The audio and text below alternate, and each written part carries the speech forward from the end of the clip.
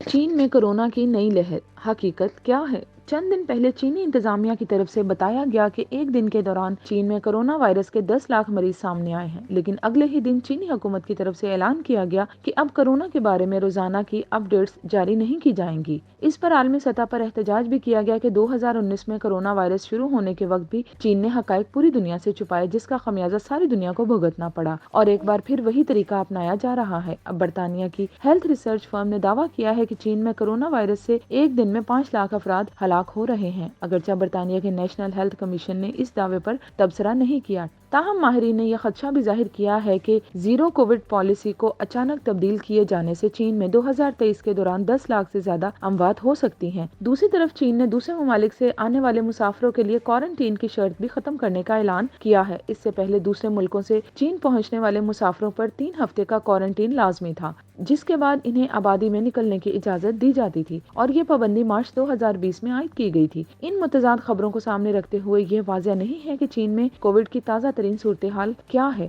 ایک طرف چینی حکومت سب اچھا ہے کا منظر پیش کر رہی ہے، تو دوسری طرف غیر معمولی حد تک سنگین حالات کا دعویٰ کیا جا رہا ہے۔